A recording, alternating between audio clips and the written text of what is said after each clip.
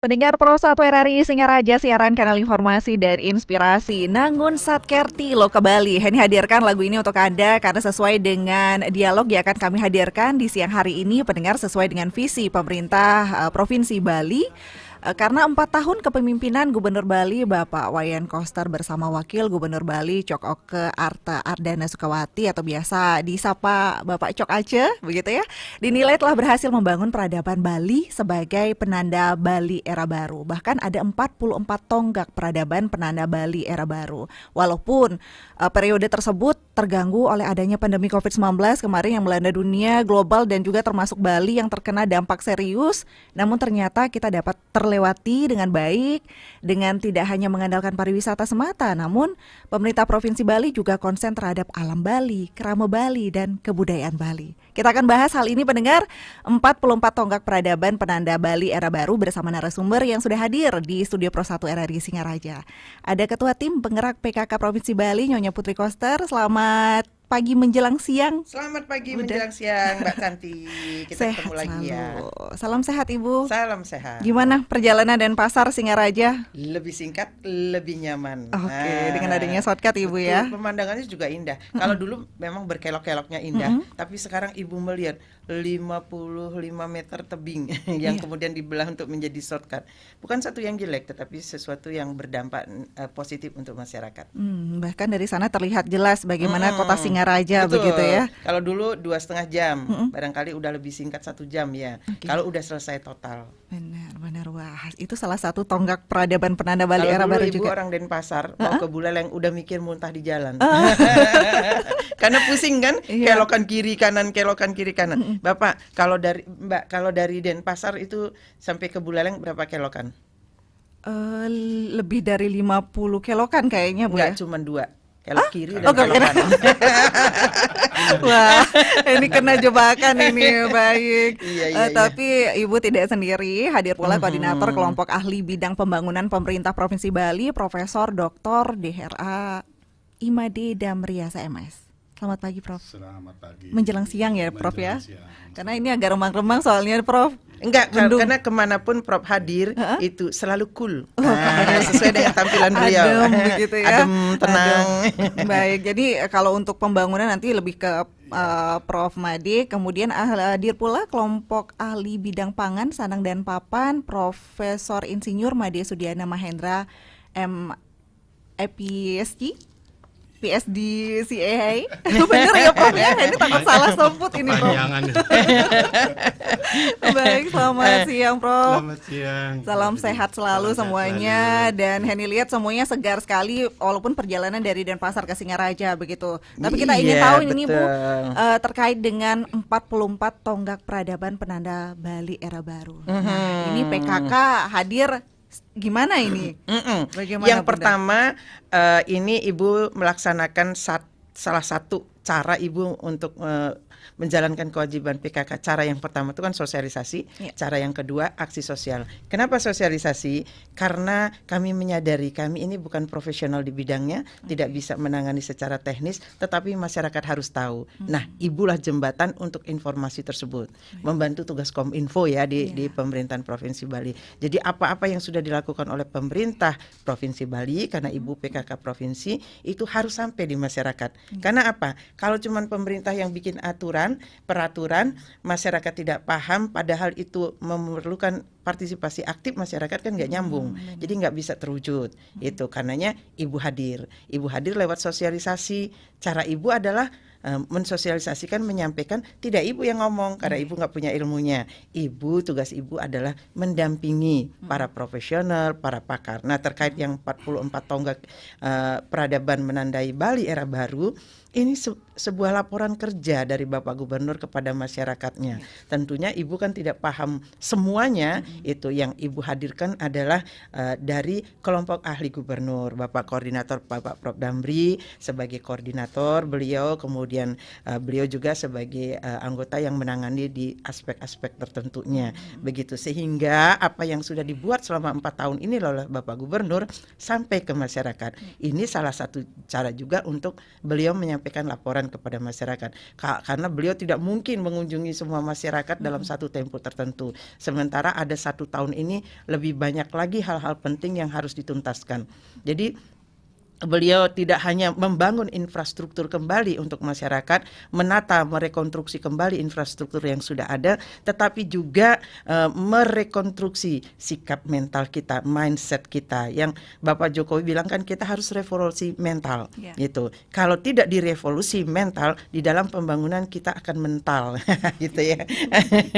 Tapi biasanya kalau Ibu PKK yang menyampaikan, jadi segala sesuatu penyampaiannya itu lebih simpel, lebih mengena begitu Bu ya, lebih Mbak Heni, beri saya waktu 15 menit ya, karena Ibu harus menyampaikan dengan membaca. Karena kalau ngomong bisa selip lidah kan, dan Ibu tidak hafal semuanya, benar nggak Prof? Ternyata banyak Ibu ya, 44. Betul, tapi Ibu nggak menyampaikan 44 karena nanti takut salah. Nanti Ibu dimarah Prof Ramli. Ya, jadi yang penting sekarang tentang PKK dulu nih, gitu. Banyak juga yang belum paham. Jadi PKK ini apa sih gitu? Ibu ini PKK ketuanya ex officio, itu adalah organisasi atau tim penggerak yang dibentuknya di pusat sampai kemudian ke Dasawisma. Jadi yang pertama itu Ibu sampaikan dulu landasan hukum dari gerakan PKK. Dari awal dulu ya Prof ya, nanti selebihnya Prof yang akan menyampaikan 44 penanda itu. Jadi pertama landasan hukum dari gerakan PKK itu adalah Peraturan Presiden nomor 99 tahun 2017 tentang gerakan pemberdayaan dan kesejahteraan keluarga. Lalu ada Peraturan Menteri Dalam Negeri nomor 36 tahun 2020 tentang peraturan pelaksanaan Peraturan Presiden nomor 99 tahun 2017 tentang gerakan pemberdayaan dan kesejahteraan keluarga. Lalu ada Peraturan Menteri Dalam Negeri nomor 18 tahun 2018 tentang lembaga kemasyarakatan desa dan lembaga adat desa. Jadi kuat ini landasan hukumnya PKK gitu, karenanya jadi begitu kuatnya, begitu juga tanggung jawab yang harus kami ambil. Nah kemudian Ibu akan menyampaikan dari visi dari PKK itu kan terwujudnya keluarga sehat, cerdas, berdaya, beriman dan bertakwa menuju Indonesia maju di tahun 2024. Jadi di dalam visi itu kan ada keluarga yang sehat. Ya, jadi keluarga sehat itu mana? Keluarga yang setiap individunya berada dalam kondisi sejahtera, baik dari segi fisik maupun mental, sehingga dapat hidup normal secara sosial dan ekonomi di tengah masyarakat lainnya. Lalu masyarakat itu cerdas. Cerdasnya yang bagaimana? Terpenuhinya pendidikan dan penggunaan keterampilan yang dibutuhkan dalam mengolah potensi yang dimiliki serta dapat mengakses layanan dasar pendidikan. Lalu masyarakat yang atau keluarga yang berdaya itu bagaimana? Yang kemampuan untuk mengolah potensi sumber daya yang dimiliki dengan memanfaatkan teknologi sesuai perkembangan masyarakat. Itu yang dinamakan berdaya. Beriman dan bertakwa diartikan terwujudnya pribadi-pribadi di dalam keluarga itu yang menerapkan prinsip ketuhanan yang Maha Esa dan menjalankan ajaran agama dan kepercayaan masing-masing. Jadi keluarga yang sehat, cerdas, berdaya dan beriman, bertakwa itulah yang harus diwujudkan.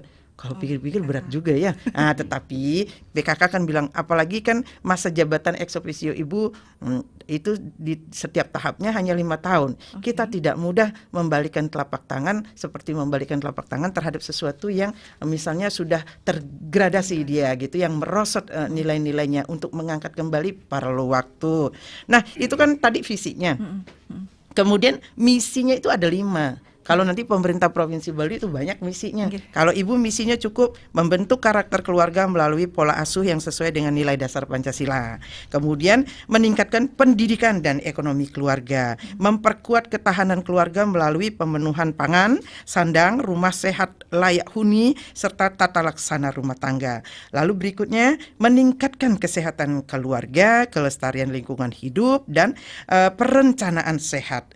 Modernisasi organisasi PKK dengan memanfaatkan teknologi informasi. Jadi PKK tidak hanya bekerja untuk pelayanan terhadap masyarakat, tetapi ke dalamnya juga. Jadi pengurus PKK kudu lebih cerdas, kudu lebih ikhlas gitu kan, kudu berani memberikan tenaga dan waktunya. Jadi kalau pengurus PKK cuma diem aja kayaknya bukan tim penggerak namanya ya kalau tidak bergerak. Nah, kelima misi yang Ibu sebutkan tadi itu dirangkum dalam satu gerakan nasional sekarang nih.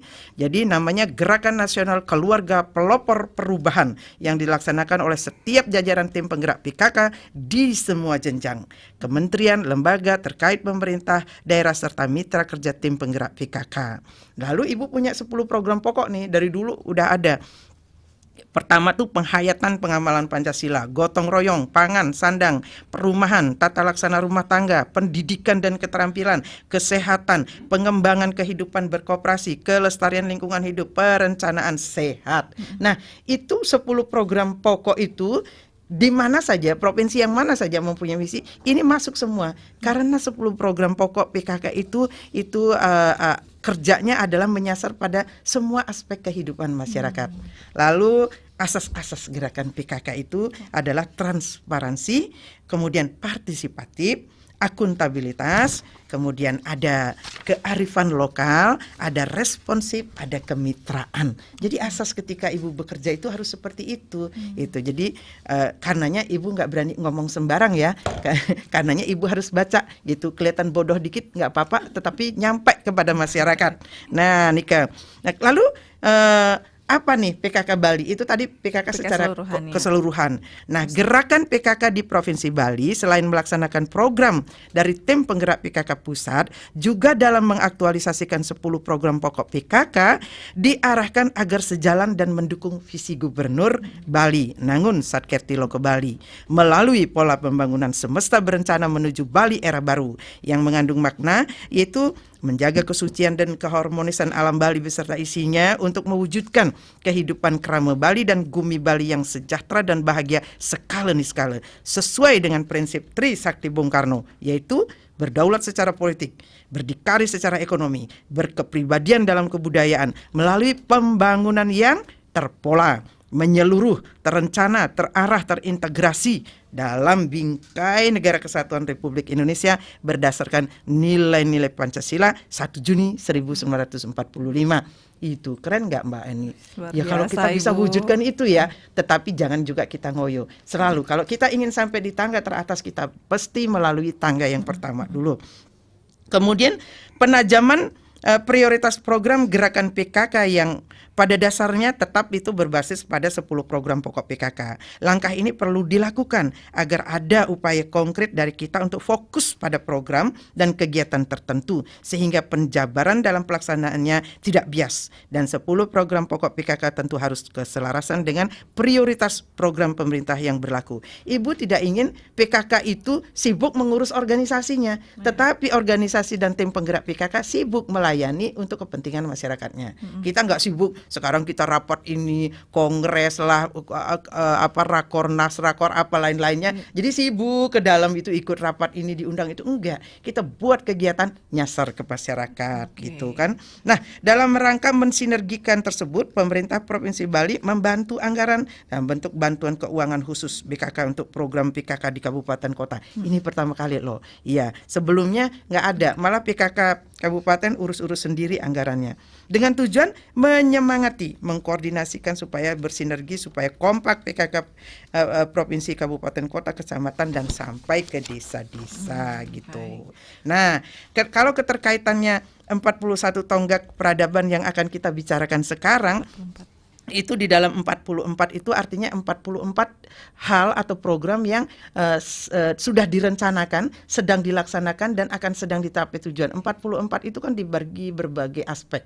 Nah, itu kalau kurang lebihnya ada berapa aspek nanti beliau yang akan menyampaikan. Kalau kurang lebihnya ada mungkin 9 atau 10 aspek ya. Ya, itu ada 10 aspek. Dari 44 itu dibagi 10 aspek. Nah, 10 aspek ini kalau Ibu lihat ini ada, oh ini terkait dengan ini terkait dengan misalnya penghayatan pengamalan Pancasila, aspek yang apa terkait gotong royong. Nah, nanti beliau akan menjelaskan. Nah, itu sebabnya kenapa Ibu menyampaikan, satu, karena tanggung jawab PKK menjadi mitra pemerintah. Yang kedua, aspek-aspek yang beliau 44 tonggak peradaban ini yang dibagi sekian aspek itu mencakup juga 10 program pokok PKK. Jadi ketika visi misi gubernur tercapai, itu jadi juga tercapainya visi dan misi PKK, karena semua yang dilakukan oleh pemerintah kita untuk masyarakat kita, semua yang dilakukan oleh PKK itu untuk keluarga. Keluarga adalah tolak ukur dari kesejahteraan satu bangsa. Bila kita lihat masyarakatnya udah cerdas belum, keluarganya cerdas, seperti yang Ibu sampaikan tadi. Udah sehat belum? Iya. Kemudian dia berdaya guna nggak? Punya daya saing nggak? Iya. Kemudian dia punya kepribadian yang bagus nggak? Karakternya karakter Indonesia nggak? Bali nggak? Kalau iya, artinya begitulah ciri dan secara keseluruhan dari bangsa ini. Jadi kekuatan ketahanan bangsa Indonesia dilihat dari keluarga per keluarga. Jadi pemimpin kita mengurus secara globalnya, PKK masuk ke keluarga-keluarga. Begitu sinergitasnya. Udah seru belum? Udah semangat belum Mbak? Ini langsung dari bawahnya dulu, begitu dari dasarnya. Ya, tapi maaf membaca. Nanti lain kali Ibu khusus menghafal ini. Karena memang kalau bangunan yang kokoh itu kan dimulai dari pondasinya. Betul. Pondasinya dari keluarga. Nah, itulah peran PKK ya, Bu ya. Itu peran PKK. Baik. Sekarang dan selanjutnya kita dengarkan. Ibu juga lebih semangat lagi mendengarkan karena Ibu sambil belajar di sini ya, Prof. Damri ya. Ini karena banyak tugas PKK-nya rela ngayah ini. Memang wajib begitu. Iya. Jadi kita cerdas, kita ikhlas gitu. Ya, begitu. Baik, tapi kalau untuk 44 tonggak peradaban ini tadi seperti kata Ibu, kita langsung ke ahlinya Ibu ya. Yes, kita ke Profesor Dr. Derhal Imadi Damriasa, MS. Pak Prof, silakan Pak Prof, ini apa saja mungkin Pak Prof bisa dijelaskan dulu untuk pendengar masyarakat semuanya terkait dengan 44 tonggak peradaban penanda Bali era baru niki. Iya, terima kasih Ibu Eni, dan terima kasih juga telah diundang ke RRI untuk menyampaikan 44 tonggak peradaban penanda Bali era baru. Saya kira tadi Ibu Putri Koster sudah menyampaikan secara cerdas bagaimana mengintegrasikan. Terima kasih Bapak, dapat pujian nih. Ibu mesti lebih cerdas lagi. Ini atau sindiran? Program-program pokok PKK masuk ke program pemerintah. Betul Bapak. Kemudian mengintegrasikan juga visinya PKK ke visi Nangun Satkerti Loka Bali melalui pola pembangunan berencana menuju Bali era baru. Jadi saya kira di sini saya selaku koordinator kelompok ahli pembangunan Provinsi Bali yang selalu bersama-sama dengan kelompok ahli lainnya juga hari ini menghadirkan Prof. Sudiana Mahendra. Beliau selain juga kelompok ahli bidang pangan, beliau juga dari akademisi Universitas Udayana, sama dengan saya juga. Terutama beliau di pusat studi lingkungan, sehingga hari ini bisa kita diskusi lebih panjang lebar terkait dengan. Iya. Kalau yang ruang geraknya beliau di PKK ada yang lebih kecil, hatinya PKK. Halaman asri teratur indah dan nyaman, ya Prof ya. Jadi awal perlu saya sampaikan melalui visi Nangun Satkerti Loka Bali melalui pola pembangunan berencana menuju Bali era baru. Ini kan kita menuju Bali era baru. Jadi Bali era baru itu tidak hanya slogan. Ya. Betul. Nah, setelah sekian tahun, hampir 5 tahun ini di tahun kelima masa kepemimpinannya Pak Koster dan Cok Aceh sebagai gubernur dan wakil gubernur, tentu kita harus menunjukkan kepada masyarakat. Jadi janji-janji politik beliau, apa sih yang menandai Bali era baru? Jadi Bali era baru ini diwujudkan melalui penataan secara fundamental dan komprehensif 3 aspek utama yang dimiliki oleh Bali, yaitu yang pertama adalah alam Bali, kemudian masyarakat Bali atau krama Bali, dan yang ketiga adalah kebudayaan Bali. Nah, setelah masuk tahun kelima, kita evaluasi ada berapa sih yang boleh dikatakan sebagai penanda Bali era baru. Itu ada 44, dan tentu yang lainnya banyak juga program-program yang yang reguler dan sebagainya, tapi yang lainnya itu tidak merupakan penanda Bali era baru. Berarti ada lebih dari Ada 44 lebih. sesungguhnya ya Prof ya. Jadi saya dari awal menerjemahkan ke dalam RPJMD dokumen visi misi Pak Gubernur dengan Wakil Gubernur. Kalau saya evaluasi itu sudah melebihi semua yang diprogramkan dalam dokumen visi misi Gubernur dan Wakil Gubernur. Tetapi dari sekian program-program itu ada 44 penanda Bali era baru. Jadi kalau tidak ada penanda, apa yang kita tunjukkan kepada masyarakat bahwa sekarang inilah Bali era baru. Nah, tadi disampaikan bahwa walaupun 2 tahun lebih bergelut dengan COVID-19, tetapi ini tidak menghambat program-program, malah ada beberapa program-program yang mempercepat untuk mewujudkan Bali era baru. Ya. Mungkin pada kesempatan ini supaya pemirsa juga memahami dan mengetahui, saya akan sampaikan secara detail dan singkat terkait dengan 44 penanda Bali era baru. Jadi tadi disampaikan memang bisa diklasifikasikan atau dirumpunkan Ibu terkait dengan Bali era baru. Dari sekian rumpun penanda Bali era baru, itu yang lebih dominan itu di bidang adat, tradisi, seni, dan budaya. Itu ada 13 penanda Bali era baru. Mungkin saya sampaikan satu persatu. Yang pertama adalah memuliakan desa adat. Karena desa adat ini adalah tempat tumbuh dan perkembangan adat, tradisi, seni, dan budaya di Bali yang merupakan warisan adiluhung kita.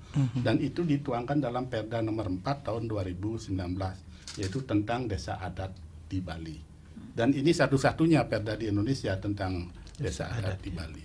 Dan ini banyak provinsi lain yang akan mengajukan usulan terkait dengan peraturan daerah tentang desa adat di wilayahnya masing-masing. Kemudian yang berikutnya itu ada Hari Penggunaan Busana Adat Bali. Ini kan baru belakangan ini kita familiar dengan busana adat Bali. Kalau dulu kan waktu sembahyang, kemudian waktu kondangan paling. Nah sekarang ini, kalau saya sekarang lebih banyak punya udeng dan sabut dibandingkan saya itu membantu IKM Bapak penenun-penenun. Jadi lebih banyak pemasarannya lebih meningkat ya. Jadi kalau istri shopping sekarang oleh-olehnya bukan yang lain-lain ya. Udang, sabut sama udang. Kemudian lebih jarang juga ke laundry sekarang. Karena kalau kita pakai kamen, pakai sabut, pakai udang, kan tidak harus di laundry terus. Betul, cukup diangin-angin. Saya udah sedikit punya sepatu, karena lebih sering pakai sandal. Makanya Bapak Gub ketika G20 kan beliau berkelakar itu Bapak Pangdam sama Kapolda, hanya Gubernur Bali aja yang bisa menjemput presiden di dunia ini dengan pakai sendal. Karena kelengkapan busana adat kita kan memang sendal. Ibu. Nah, kemudian juga yang ketiga adalah sistem mengembangkan sistem perekonomian adat Bali. Barangkali ini yang belum banyak diketahui oleh pemirsa atau masyarakat. Seperti Bali. apa itu Pak Prof? Itu namanya Bage Usaha Paduan Desa Adat. Nah, ini sudah dituangkan di dalam Perda 4 tahun 2022. Kemudian selanjutnya juga sistem pengamanan lingkungan terpadu berbasis desa adat. Jadi namanya Sipandu Beradab. Bagaimana mengintegrasikan, memainkan peran daripada desa adat dalam mengamankan Bali ini. Jadi sistem keamanan tradisional yang kita miliki di Bali. Selanjutnya pelindungan pura, pertimu, dan simbol-simbol keagamaan. Ini kan belakangan ini banyak terjadi pelecehan terhadap tempat-tempat suci dan lain sebagainya. Nah ini juga dituangkan di dalam Pergub karena ada dasar hukumnya sekarang untuk bagaimana menindak pelecehan-pelecehan tersebut. Kemudian Pak Gubernur juga menyampaikan surat edaran terkait dengan tata titi kehidupan kerama Bali. Jadi bagaimana kita merayakan Tumpek, setiap raya Tumpek, dan apa maknanya, kemudian apa yang dilakukan, itu sudah diatur juga oleh pemerintah. Karena selama ini itu yang sudah tergerus informasi nggak nyambung ke generasi. Malah baru tahu ada Tumpek Kerurut, baru tahu jadinya setelah adanya Pergub. Itu sebenarnya kita punya konsep bagaimana memuliakan dan menyucikan alam semesta beserta isinya. Dan konsep ini sudah mulai muncul di tingkat global. Dan kita jauh lebih dalam punya konsep ini dibandingkan dengan dunia global. Nah, kemudian memuliakan bahasa, aksara, dan sastra Bali. Nah, Nah, terkait dengan ini juga Pak Gubernur menciptakan keyboard aksara Bali. Jadi supaya generasi milenial juga paham betul. Karena di dalam keyboard aksara Bali itu tidak ada huruf Latinnya. Jadi kalau tidak memahami aksara Bali tidak bisa menggunakan ini. Betul. Nah, ini kan terkait dengan kebijakan mengangkat kearifan lokal dikaitkan dengan kemajuan teknologi. Gitu. Kemudian memuliakan keluhuran warisan budaya Bali juga, penguatan dan kemajuan budaya Bali dalam bentuk perda juga. Kemudian ada beberapa pembaharuan dalam perayaan pesta kesenian Bali. Betul. Jadi banyak event-event baru yang muncul di dalam pelaksanaan pesta. Tidak hanya itu sepertinya Prof, kan ada sistem atau pola yang diterapkan di dalam setiap kontennya. Itu ternyata membawa dampak yang tidak baik. Semacam festival Gong Kebiar itu akan ada stylisasi. Yang bagus adalah parade Gong Kebiar setiap kabupaten. Itu kan memunculkan dinamikanya dari masing-masing kabupaten. Kalau dilombakan dia akan stylish itu gitu. Jadi itu yang kalau tidak harus lomba, kenapa lomba, kan begitu Prof. Nah, salah satunya seperti ini kan ya Prof. Kan sekarang Februari kan bulan bahasa Bali ya Prof bahasa ya. Bali. Bahasa Bali selama satu bulan. Baik, dan itu juga memunculkan ini anak-anak muda kembali ikut terlibat begitu Prof dalam mestinya selama bulan bahasa Bali, Raga bahasa Bali jangan Kemudian juga menyelenggarakan pesta seni Bali Jani. Festival seni Bali Jani. Ini ini. menyeimbangkan ya Prof ya. Karena konten PKB itu lebih mengerucut pada pelestarian seni tradisi, sehingga seniman-seniman non tradisi tidak dapat ruang yang cukup. Pemerintah punya dua yang berimbang, PKB seni dengan segala kreativitasnya, seni tradisional, FSBJ itu seni modern yang berakar pada kearifan lokal. Kayaknya gitu ya Prof ya. Kalau terkait dengan pesta kesenian Bali, yang paling merasakan kan UMKM, Bu. Kalau dulu sewa, sekarang gratis. Tapi nggak boleh manja juga, Prof ya. Ketika paling tidak bisa merangsang untuk mereka. Itu yang mereka harus pahami. Tapi karena waktu itu karena COVID, Prof, jadi digratiskan begitu kan. Tapi seterusnya juga akan tetap gratis. Ini Karena untuk membina. Karena Pak Gob itu sebelum beliau jadi gubernur sudah mikirin, ini harus digratiskan. Karena memang untuk meningkatkan kinerja. Kinerja dan kekuatan daripada IKM UMKM. Dan terbukti semakin banyak muncul jadinya Prof ya. Setelah muncul baru mesti lebih mandiri. Dan yang saya pakai ini kan dari hasil UMKM. Sama ini juga, itu juga. Wah, ini nggak hari Selasa nih Dok, Prof. Biasanya hari Selasa pakai endek nih. Iya, sekarang Ibu juga merasa kalau nggak pakai kain tenun kayaknya kok ada yang kurang. Nah, Prof. Jadi saya kalau nggak pakai pakaian adat Bali, pakai endek. Sehingga sekarang punya endak lebih banyak lah. Lebih stylish juga sekarang Dok, Prof ya. Dan modenya semakin bervariasi. Iya, betul, benar. kekinian. Karena arahan PKK juga kayak ini, Prof. Kalau kita lebih banyak membeli, maka UMKM akan lebih kreatif. Betul. Jadi perputaran modal mereka juga ini, dan mereka lebih kreatif, lebih semangat lagi, jiwa entrepreneurnya tertantang nih Kang. Oke. Nah, sekarang masuk ke aspek menjaga lingkungan yang bersih, indah. Nah, di sini ada 8 penanda Bali era baru yang nanti barangkali setelah ini saya serahkan ke Pak Prof Sudiarno Mahendra untuk menjelaskan lebih detail. Setelah itu saya akan lanjutkan lagi dengan penanda-penanda Bali era baru yang lainnya. Nah, yang 8 ini perlu saya sampaikan. Yang pertama, pelindungan danau, mata air, sungai dan laut. Nah, ini dituangkan dalam peraturan gubernur juga supaya bagaimana kita menjaga agar sungai, danau, laut, dan sumber mata air ini terjaga. Betul. Karena kalau kita lihat sekarang, banyak sungai-sungai yang sudah mati, kemudian setengah mati hanya itu pada saat musim hujan. Dan ini kan harus dilindungi. Danau juga harus dilindungi. Karena sesuai dengan kearifan lokal kita, yaitu Danu Kerti. Nah, kemudian yang berikutnya pembatasan timbulan sampah plastik sekali pakai. Ini yang paling keren ini. Jadi banyak negara-negara yang mengapresiasi terkait dengan kebijakan ini. kemudian pengelolaan sampah berbasis sumber. Nah, kalau ini saya kira idenya beliau ini, karena saya ikut nyusun pergubnya, kemudian disampaikan, oh idenya dari mana ya? Dari Ibu Jadi Putri. desaku bersih tanpa mengotori desa lain. Dan terbukti Bunda, Nggih, mesti sekarang begitu. semuanya bersih begitu, dan adanya TPST ini juga membangkitkan masyarakat agar menjaga lingkungan juga, tidak ada sampah plastik lagi. Jadi sampah itu harus diselesaikan di sumbernya. Sumbernya. Jangan sampah ini dikumpulin di satu tempat dan ini menimbulkan permasalahan. Tuh, suwung contohnya. Ya, dan itu segera akan ditutup. Itu sudah ditutup. Ini malah ibu yang jadi expertnya ini. Kan tugas PKK Bapak. Kemudian juga sistem pertanian organik. Ya. Nah, ini yang juga menjadi salah satu keunggulan dari Bali nanti, Betul. untuk mewujudkan Bali pulau organik. Supaya begini, Prof. Kalau dulu titian kecil di sawah itu, ketika musim menanam padi, kita bisa pasang bubu, cari lindung, gitu kan? Iya, Karena bubu organik, juga, nih, iya. karena airnya tidak tercemar. Tapi sekarang karena pupuk-pupuk, itu enggak bisa kita dapat kakul, dapat lindung, dapat apa lagi di situ. Dan minum padi juga Ibu dulu ya. Iya, Bisa. betul. Jadi sistem pertanian organik ini tidak tujuannya adalah untuk bagaimana kita meningkatkan nilai dari hasil produk pertanian, tetapi juga untuk kesehatan. Iya, betul. Jadi kalau pangannya sehat, tentu Masyarakat akan sehat. Dan kalau kita lihat negara-negara maju, mereka sudah meninggalkan yang sintetis itu. Jadi istilah mereka itu produk bio, Iya. ya, produk organik. Dan 2 kali lipat harganya lebih tinggi dibandingkan dengan yang non organik. Dan Bali sebagai daerah pariwisata tentu ini sangat dibutuhkan. Betul.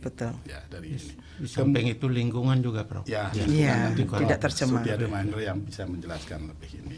Kemudian pelestarian tanaman endemik Bali untuk Usade dan Taman Gumi Banten. Kita kan perlu banyak sekali. Betul. Bunga dan sebagainya untuk Iya. kemudian upacara dan upakara.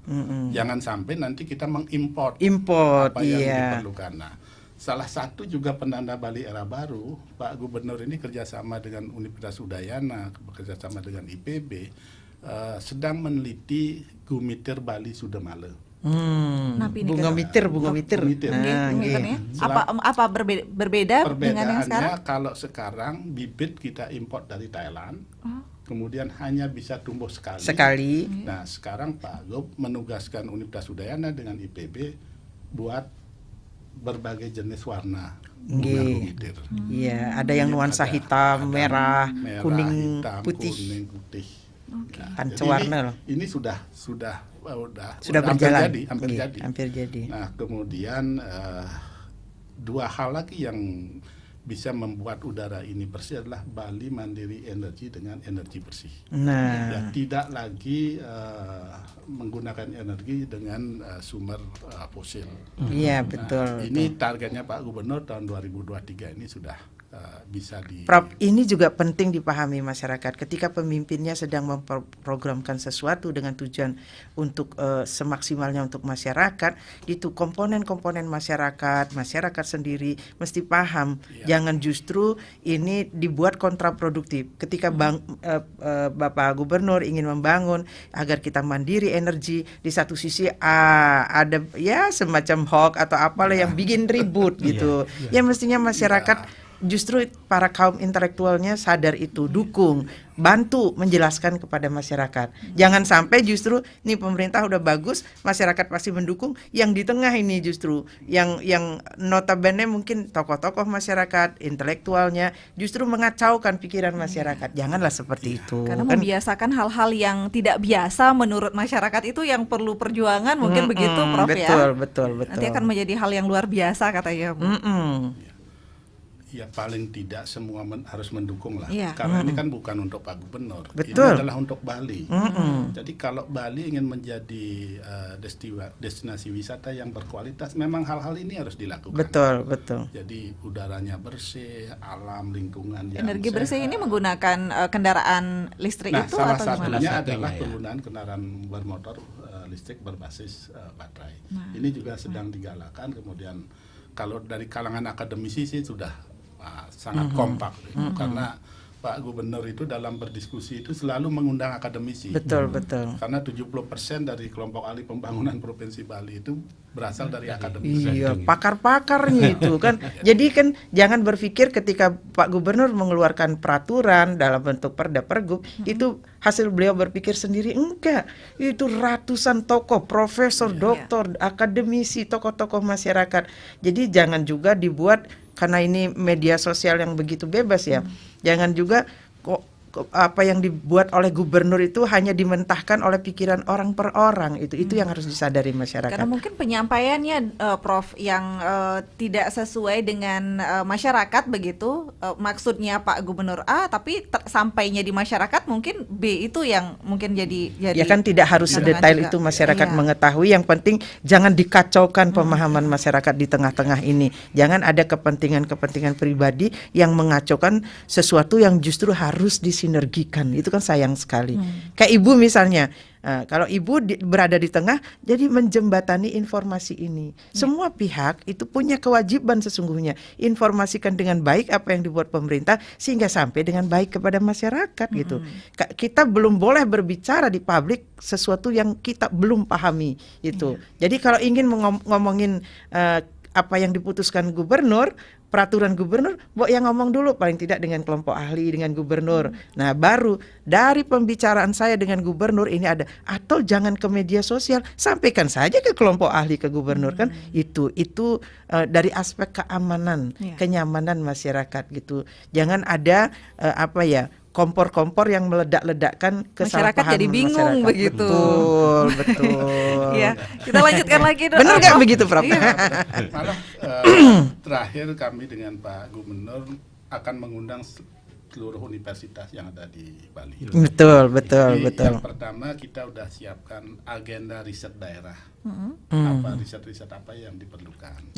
Kemudian program-program apa yang dilaksanakan oleh pemerintah Provinsi Bali bisa dilakukan oleh perguruan tinggi. Betul. Karena selama ini kalau kami mengamati, saya pribadi mengamati, riset yang dilakukan oleh perguruan tinggi belum searah dengan apa yang dibutuhkan oleh pemerintah daerah. Iya, mestinya terintegrasi. Belum searah dengan apa yang dibutuhkan oleh dunia usaha dan industri. Jadi kami dari kelompok ahli pembangunan Provinsi Bali yang sebagian besar dari akademisi menyusun agenda riset daerah. Dulu kenapa terjadi demikian? Karena perguruan tinggi tidak tahu apa yang dibutuhkan oleh pemerintah daerah. Iya. Nah, sekarang kan udah. Tapi menurut Titiang mestinya proaktif juga Bapak. Ketika perguruan tinggi melakukan riset, di mana dia berada? Misalnya perguruan tinggi ada di Bali, cari tahu apa yang dibutuhkan oleh masyarakat. Kemudian connect dengan pemerintah. Pak, saya akan riset begini, ini penting nanti Bapak bisa terapkan, kan begitu. Jadi sekarang sudah begitu. Sekarang sudah siap, Bu. Agenda riset daerah kita punya. Karena Bapak Gubernur itu juga kebetulan seorang akademisi. hingga nyambung ngobrolnya. Kalau dulu belum ada jembatannya mungkin Prof begitu ya.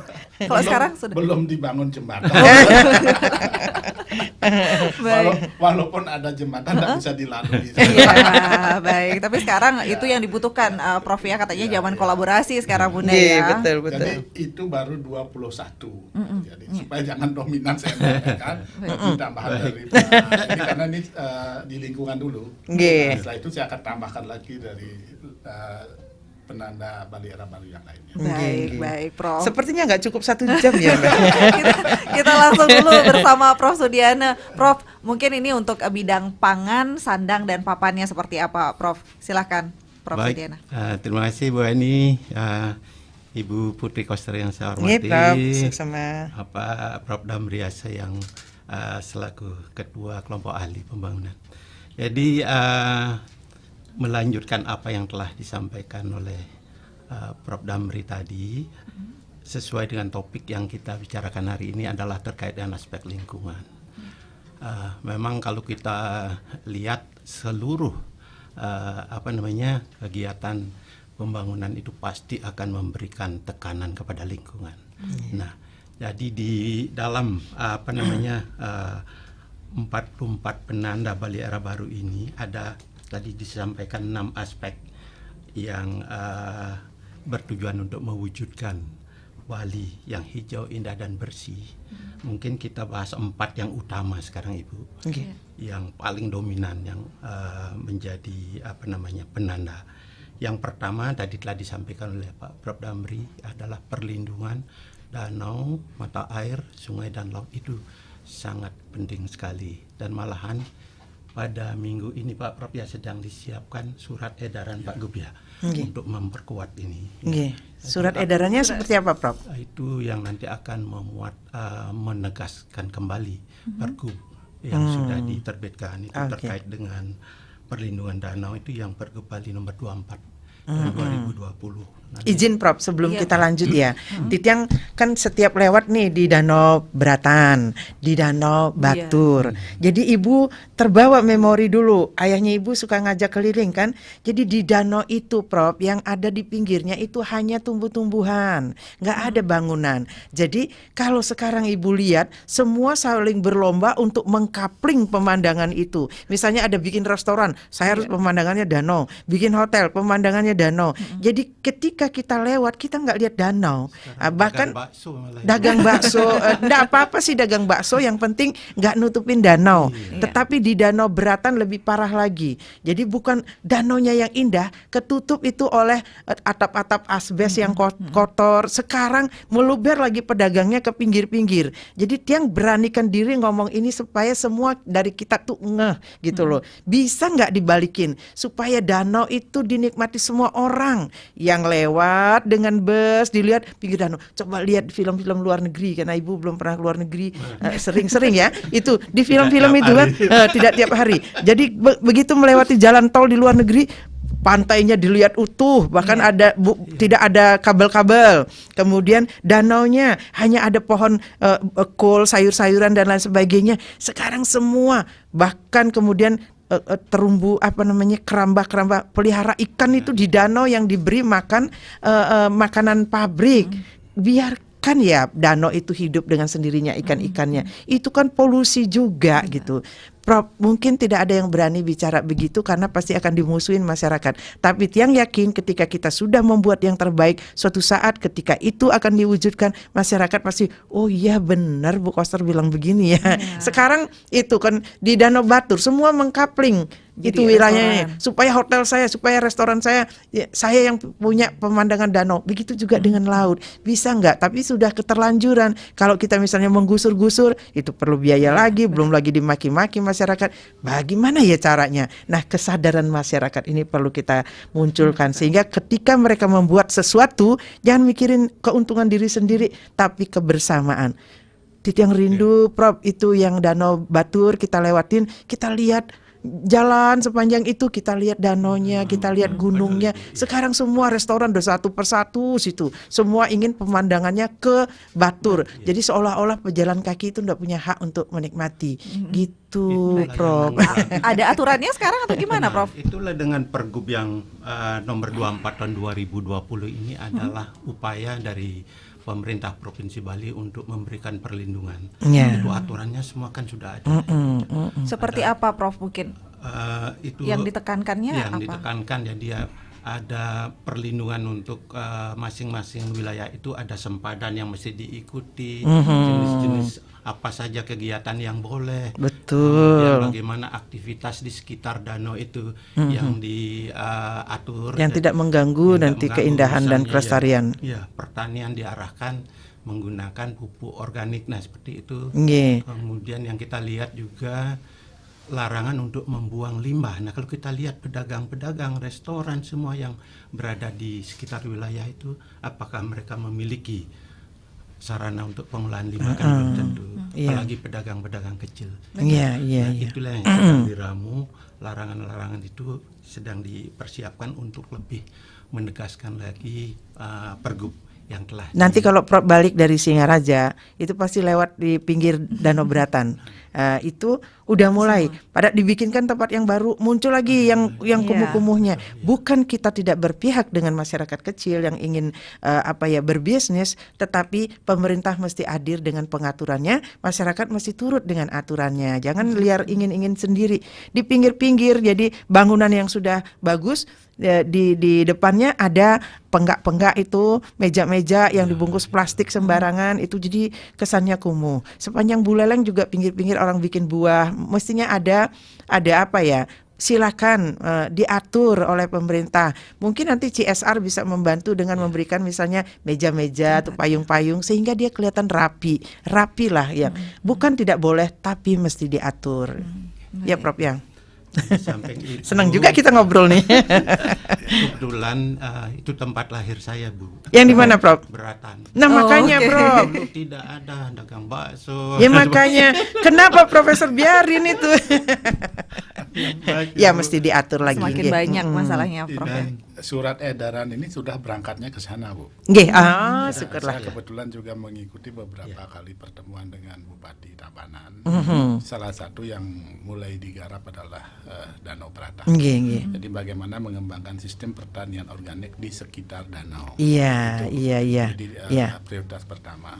Iya. Kemudian baru nanti ke danau-danau yang lain. Iya. Wah, saya senang nih, Prof. Artinya hasil Ibu megujak sama Pak Koster nih. Sebelum beliau tidur udah capek kan? Rapat sampai jam 12. Ibu baru bangun. Akhirnya gini, beli itu Danau Beratan tuh begini. Nah, pagi-pagi juga berangkat kemana? Ke Buleleng. Entar lewat lagi di Danau Beratan begini. Lagi lihat ya, begitu. Betul. Jadi bagaimana pemerintah juga mesti bijak. Bikin aturan tanpa harus menyisihkan atau mengeliminasi masyarakat yang ingin berbisnis. Jadi keinginan masyarakat terpenuhi, Danau Beratan tetap indah. Nah, itu bikin kebijaksanaan yang memang bijak itu. Jadi danau itu dinikmati tanpa merusak. Iya, nikmati keindahannya. Nanti takutnya kalau kita terlalu tidak peduli, Dewi Danu Metangi marah, meluap airnya, hancur kita. Atau airnya berkurang terus. Airnya berkurang terus, tidak memberi kehidupan pada kita. Tapi jangan sampai begitu, Dewi Danu. Dan program yang lain yang sudah dilaksanakan oleh Provinsi Bali itu upacara penyucian secara berkala. Ya, itu setiap. Jangan pernah berhenti dari dulu ya. Ini programnya Pak Gubernur skala. Iya. Kemudian juga kegiatan pembersihan danau semua dengan slogan, Ibu masih ingat? Ya, airku bersih, hidupku sehat. Iya. Perlindungan danau, mata air, sungai dan laut. Kalau pelaksanaan upacaranya itu penting, Prof, dan masyarakat mesti pageh karena kita hidup dari zaman ke zaman sudah mewariskan yang begitu dan terbukti dengan pelaksanaan upacara-upacara seperti pekelem, seperti mecaru gitu. Nah, di sini juga ada, jangan sampai kita terhasut. Bali itu tidak pernah boros dengan upacaranya, buktinya kita tetap hidup seperti ini. Tetapi itu dia berputar. Ketika kita memberi ketulusan kita dalam bentuk upacara, Tuhan akan melimpahkan kesejahteraan untuk kita. Itu aspek niskala. Jangan dipikir skalanya, wah orang Bali banyak mecaru ini nggak penting. Loh, kita sudah diwariskan yang gitu. Itu keyakinan kita. Kalau kita menghilangkan keyakinan kita, apa gunanya kita hidup? Kita tidak memakai keyakinan orang lain di tanah kelahiran kita sendiri. Makanya orang Bali tetaplah warisi itu segala upacara karena kita terlahir sebagai putra Bali gitu. Jangan sampai dihasut oleh, wah ini pemborosan, ini nggak benar, ini tidak memenuhi aspek ini tidak rasa kebinatangannya nggak ada. Pemiskinan enggak, buktinya nggak ada warga kita karena gotong royong. Itu berputar, dia simbiose mutualisme, dia kehidupan kita ini dari skala ke niskala gitu. Itu banyak hoax yang bertebaran, jangan mecaru, jangan ini gitu. Jadi kalau dia punya keyakinan tidak mau mecaru, pakai diri sendiri, jangan menghasut adat istiadat kebudayaan yang sudah turun-menurun hidup di Bali. Kalau dia tidak cocok, dia akan tereliminasi dengan sendirinya, tidak perlu kita omongin. Ada hal-hal yang tidak sesuai dengan perkembangan zaman, dia akan hilang dengan sendirinya. Kan begitu ya Prof ya, terkait tadi aspek upacara itu. Pekelem di Danu itu penting gitu, supaya Dewi Danu nggak marah. Penyucian danau begitu, Prof. Ada lagi mungkin Prof lagi? Ya, aspek yang berikutnya adalah pembatasan timbulan sampah plastik. ini dia. Nah, ini dia. Iya, ini dia Terobosan nih, dari Pak terobosannya. Gubernur. Betul, betul. Dan banyak dicontoh juga sekarang ya Bunda ya. Ya, tapi gitu yang Ibu lihat ini udah sekian tahun kan, Prof ya, 4 tahun nih 4 dari tahun. 2019 kan. 18. Kemarin saya masuk ke satu pasar, Bapak Presiden dan Ibu berbelanja di situ, dagangnya dengan senang hati membungkus yang dibeli Bapak Presiden dengan tas kresek. Nah, di situ kita tertampar ya. Bolehlah aturan ini belum menyeluruh, tetapi pejabat setempat dari bupati, camat, kepala desa mengingatkan masyarakatnya. Tapi akhirnya mereka membela diri. Ya Bu, punapiang menapiang gentiang, padahal sudah diarahkan pakai tas yang berkali-kali bisa dipakai. Justru pada saat itu kan seperti menampar kita. Justru pada saat Bapak Presiden datang, jangan-jangan beliau bertanya, bagaimana pelaksanaan peraturannya di sini, kan begitu.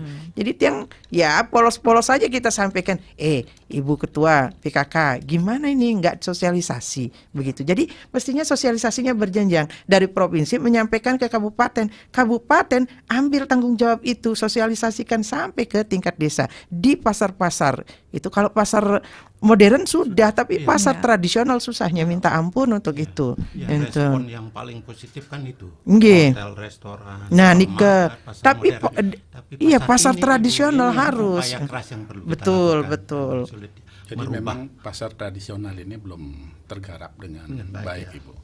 Kalau yang hotel, restoran, supermarket itu kan dikumpulin oleh Pak Gub. Iya. Kemudian di ultimatum. Dan Pak Gub datang ke tempat-tempat ini. Iya. Masih ada pakai tas kresek. Nah itu dia mungkin perlu ketegasan juga. Dan- Tapi Ya. kalau tegas nanti di protes Itu lagi Pak Prof. kan tidak mungkin Pak Gubernur langsung ke turun kabupaten Iya. kota.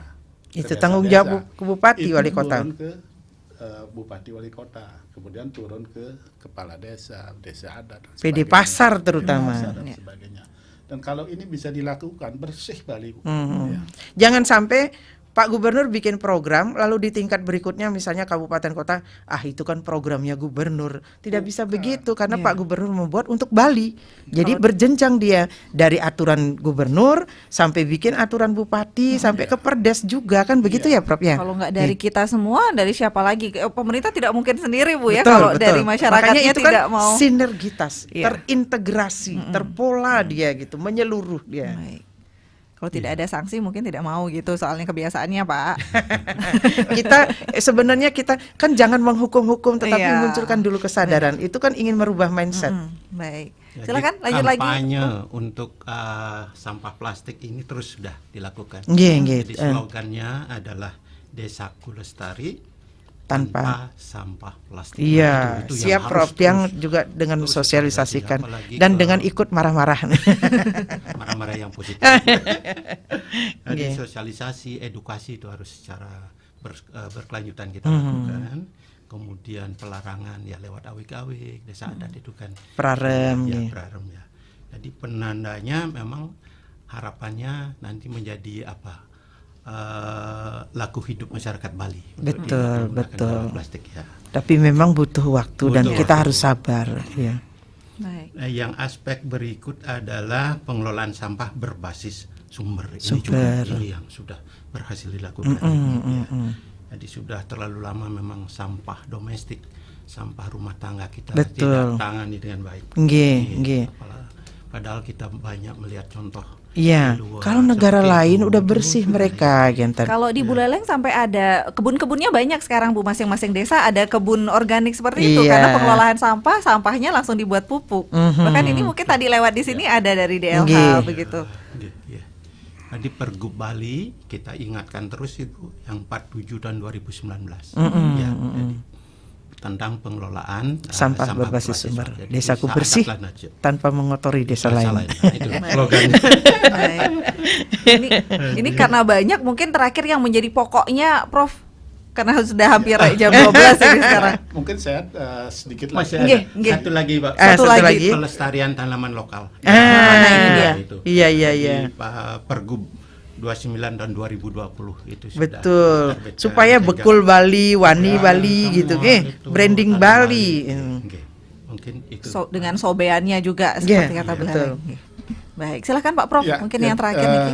Yang terakhir perlu saya sampaikan mungkin yang langsung dirasakan oleh masyarakat kan pembangunan infrastruktur. Nah, itu. Pembangunan infrastruktur yang begitu banyak bisa dilakukan oleh Pak Gubernur walaupun dalam suasana pandemi COVID-19. Ya, itu yang luar Jadi, biasa. banyak anggaran-anggaran yang dipotong di pusat malah Bali disupport. Support, Ini harus kita syukuri bersama terkait dengan beberapa misalnya pelindungan kawasan suci Besakih.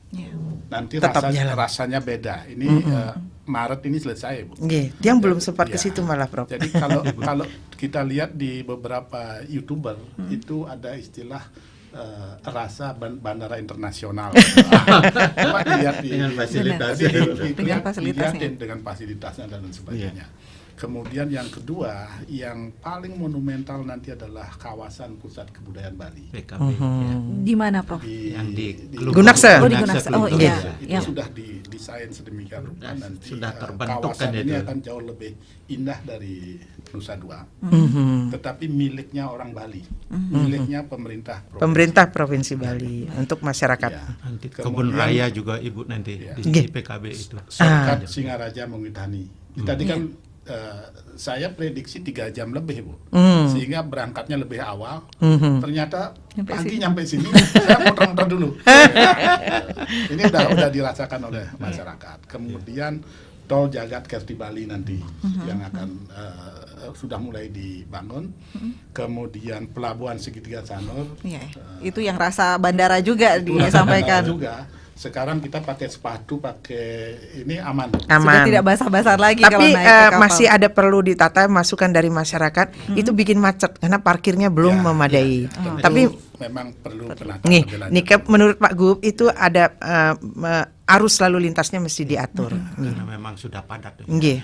Kemudian Bali Maritime Tourism Hub yang di Benoa. Benoa, ya. Itu perlu disampaikan juga ke masyarakat. Kemudian yang kemarin diresmikan oleh Pak Presiden itu Bendungan Danu Kerti. betul. Bukan Tamlang lagi katanya. Nggih, Bendungan Danu Kerti Buleleng.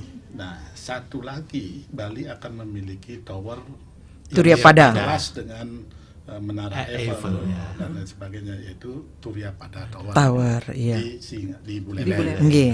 Sehingga Buleleng nggak perlu parabola gede-gede lagi Buleleng untuk menangkap banyak dapat ini.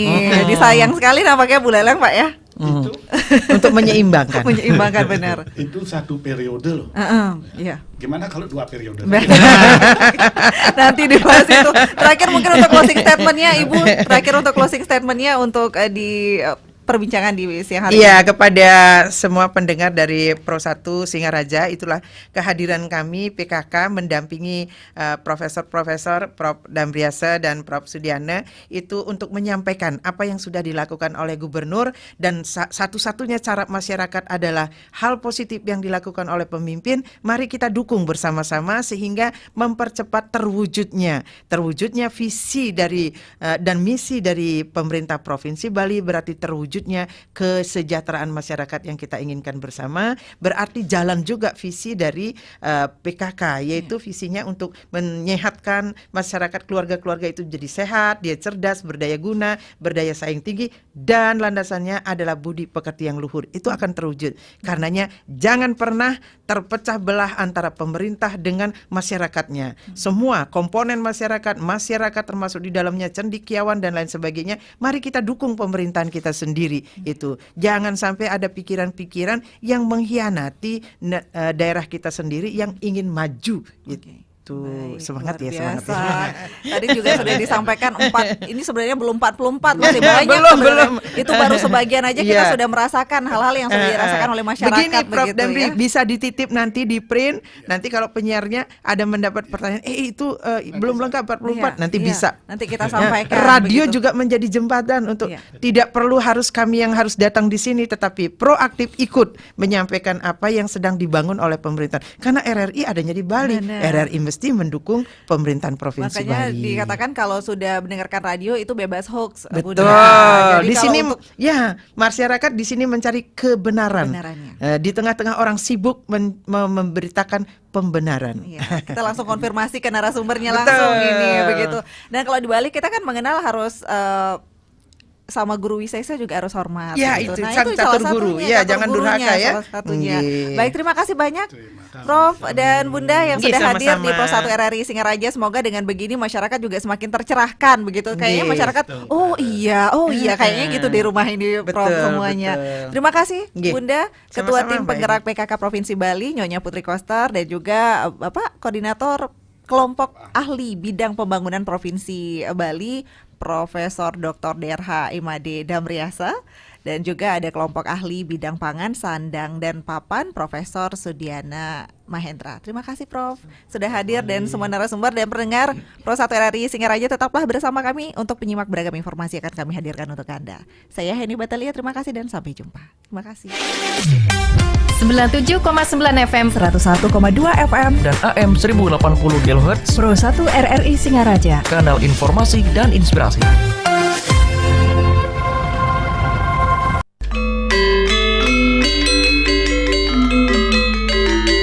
Kepada umat sedharma, kita hening sejenak menghaturkan puja Tri Sandya.